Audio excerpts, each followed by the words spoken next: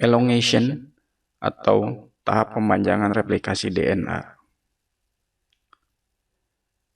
Pada akhir tahap inisiasi, terbentuk gelembung replikasi yang merupakan garpu replikasi. Suatu daerah berbentuk huruf Y di mana untaian DNA baru memanjang. Terdapat dua garpu replikasi pada setiap gelembung replikasi, sebelah kiri dan sebelah kanan dari ori, masing-masing dengan leading dan lagging strand-nya. Untuk menyederhanakan dalam mempelajarinya, maka akan lebih sering ditampilkan satu garpu replikasi saja. Struktur antiparalel DNA mengakibatkan proses pemanjangan DNA baru pada leading dan lagging strand terjadi berlawanan arah, karena harus berlangsung dari ujung rantai 5 aksen menuju 3 aksen. Pemanjangan rantai DNA pada leading strand berlangsung secara kontinu, sedangkan pada lagging strand secara diskontinu atau terputus-putus. Kecepatan pemanjangan DNA adalah sekitar 500 hingga 1000 nukleotida per detik pada bakteri atau prokariot dan 50 nukleotida per detik pada manusia atau eukariot. Gambar ini menunjukkan aktivitas akhir pada tahap inisiasi replikasi DNA. Enzim yang disebut primase telah menambahkan segmen pendek nukleotida RNA dengan panjang berkisar 5-10 nukleotida yang disebut primer ke template DNA sebagai starting point pembuatan rantai baru DNA.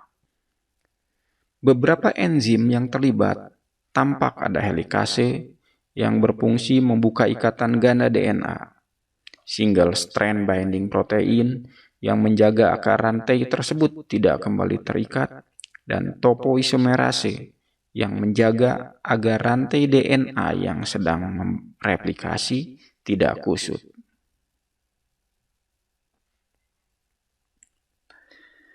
Pemanjangan rantai DNA dilakukan oleh enzim DNA polimerase dengan menambahkan DNTP, yaitu deoxyribose nucleotide triphosphate, yang terdiri dari DATP, DGTP, DCTP, dan DTTP untuk adenin, guanin, sitosin, dan timin. Pada ujung 3 aksen dari rantai DNA yang sedang tumbuh, sehingga pemanjangan DNA berlangsung dari arah 5 aksen ke 3 aksen. Proses ini memerlukan energi. Dari setiap DNTP yang diberikan akan dilepaskan 2 buah fosfat dalam bentuk pirofosfat. Mari kita lihat bagaimana step-step dari tahap pemanjangan replikasi DNA. Untuk memudahkan memahaminya, kita akan mempelajarinya satu persatu dari strand atau untai DNA secara berurutan. Kita mulai dengan proses pemanjangan pada untai DNA yang bertindak sebagai leading strand atau rantai utama.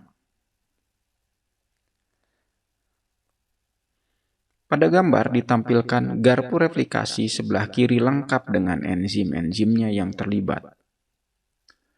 Fokus pada bagian sebelah kanan atas dari garpu replikasi, di mana di situ ada ori dan primase yang sudah menambahkan RNA primer pada cetakan DNA. Ini adalah starting point penyusunan rantai baru DNA. Pada saat inilah proses pemanjangan bisa dimulai. Tahap pemanjangan diawali ketika DNA polimerase mengikat pada leading strand, kemudian berjalan di sepanjang untai DNA, menambahkan nukleotida baru, adenin, sitosin, guanin, dan timin, ke untai template DNA dalam arah 5 aksen ke 3 aksen. Pada prokariot, pemanjangan dilakukan oleh DNA polimerase 3, sedangkan pada eukariot dilakukan oleh DNA polimerase epsilon untuk leading strand dan DNA polimerase delta untuk lagging strand. Proses pemanjangan pada leading strand ini searah dengan garpu replikasi, berjalan dari ujung 5 ke 3, berlangsung tanpa henti hingga akhirnya bertemu dengan garpu replikasi lain atau sampai ke ujung kromosom dari template DNA tersebut. Oleh karena itu, pemanjangan replikasi DNA pada leading strand disebut berlangsung secara kontinu.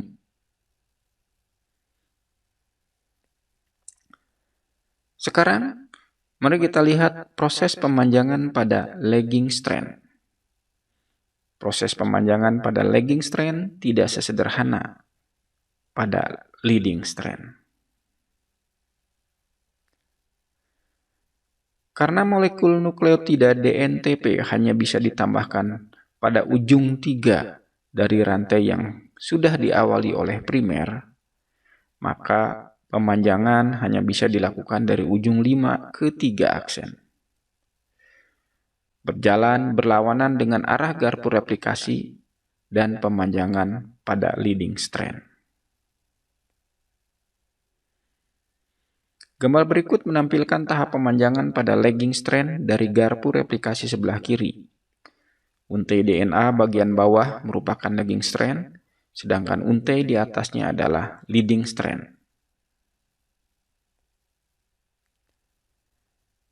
Pemanjangan pada lagging strand terjadi secara berangsur-angsur. Dilakukan setelah garpu replikasi terbuka sedemikian rupa sehingga tersedia cukup template DNA bagi primase dan menemukan tempat mengikatnya, serta menempatkan RNA primer pada lagging strand, yang selanjutnya diperpanjang oleh DNA polimerase.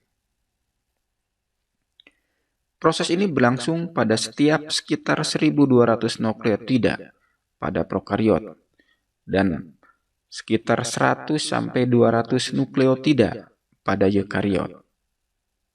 Sehingga diperlukan banyak primer untuk fragmen-fragmen DNA baru yang akan disusun dan digabungkan oleh ligase. Sel manusia dengan panjang DNA sekitar 3 kali 10 pangkat 9 atau 3 miliar nukleotida, maka lebih dari 10 juta fragmen harus dibuat dan digabungkan untuk setiap pembelahan selnya. Pemanjangan pada lagging strand terputus-putus seperti ini disebut discontinue. Fragmen-fragmen DNA yang dibentuk disebut fragmen Okazaki. Sesuai nama penemunya, Reiji dan Tsuneko Okazaki, yang penemuannya dipublikasikan di jurnal terkemuka PNAS pada tahun 1968. Pemanjangan pada lagging strand, seperti halnya pada leading strand, dilakukan sampai ketemu garpu replikasi lainnya atau hingga ujung kromosom. Proses pemanjangan pada lagging strand pada bakteri atau prokariot dilakukan oleh DNA polimerase 3. Sedangkan pada eukariot dilakukan oleh DNA polimerase delta. Setelah semua basa dicocokkan, A berpasangan dengan timin, sitosin berpasangan dengan guanin, primer RNA kemudian didegradasi oleh enzim DNA polimerase 1 pada prokariot dan oleh eksonuklease pada eukariot. Celah yang ditinggalkan primer kemudian diisi oleh nukleotida yang komplementer yang dibawa oleh DNA polimerase delta pada eukariot. Sedangkan pada prokariot, hal ini dilakukan oleh DNA polimerase 1. Selanjutnya, fragmen-fragmen Okazaki disambungkan oleh enzim ligase. Seiring berlangsungnya proses pemanjangan, di belakang garpu replikasi nukleosom dibentuk dengan menambahkan protein histon pada DNA yang sudah mereplikasi dirinya, sehingga kromosom berangsur-angsur berubah menjadi kromatin. Jadi, proses pembentukan kromatin dari kromosom tidak harus menunggu hingga seluruh proses replikasi DNA selesai. Tahap pemanjangan berakhir ketika kedua garpu replikasi ketemu atau mencapai ujung kromosom pada DNA linier. Selanjutnya adalah tahap terakhir dari replikasi DNA, yaitu terminasi.